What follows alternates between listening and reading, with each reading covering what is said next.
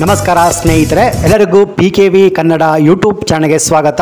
ಗೃಹಲಕ್ಷ್ಮಿ ಯೋಜನೆಯ ಹಣ ಕಳೆದ 3 ತಿಂಗಳಿಂದ ಬರ್ತಿಲ್ಲ ಎಂದು ಪರಿಷತ್ ಶೂನ್ಯ ವೇಳೆಯಲ್ಲಿ ಬಿಜೆಪಿ ಸದಸ್ಯೆ ಭಾರತಿ ಶೆಟ್ಟಿ ಪ್ರಸ್ತಾಪವನ್ನು ಮಾಡಿದ್ದಾರೆ.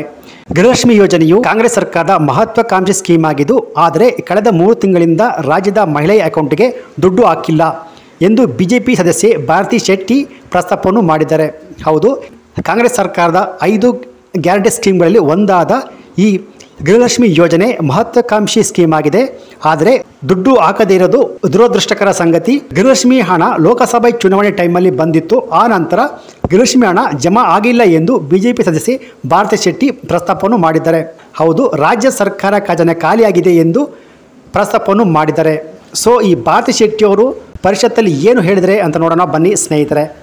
2-3 ಗೃಹಲಕ್ಷ್ಮಿ ಯೋಜನೆಯ ಫಲಾನುಭವಿಗಳಿಗೆ ಹಣ ಜಮಾಯಾಗದೆ ಇರುವ ಬಗ್ಗೆ ಶೂನ್ಯ ವೇಳೆಯಲ್ಲಿ ಪ್ರಸ್ತಾವಿಸುವ ಕುರಿತು 1,29 ಲಕ್ಷ ಅರ್ಹರಿಗಿಲ್ಲ ಗೃಹಲಕ್ಷ್ಮಿ.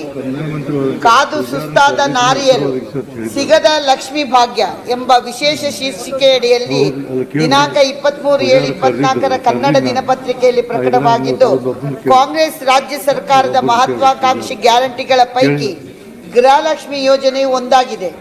ಆದರೆ ಸದರಿ ಯೋಜನೆಯ ಫಲಾನುಭವಿಗಳಿಗೆ ಪ್ರತಿ ತಿಂಗಳು ಹಣ ಜಮಾ ಆಗದೆ 2-3-4 ತಿಂಗಳಿಗೊಮ್ಮೆ ಜಮಾ ಆಗುತ್ತಿರುವುದು ದುರ್ದೈವದ ಸಂಗತಿ.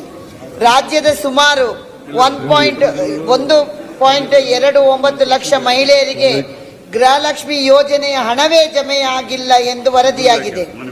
ರಾಜ್ಯದಲ್ಲಿ ಇತ್ತೀಚೆಗೆ ನಡೆದ ಲೋಕಸಭಾ ಚುನಾವಣೆ ವೇಳೆಯಲ್ಲಿ ರಾಜ್ಯ ಸರ್ಕಾರ ಗೃಹಲಕ್ಷ್ಮಿ ಯೋಜನೆಯ ಹಣ ಜಮಾ ಮಾಡಿತ್ತು.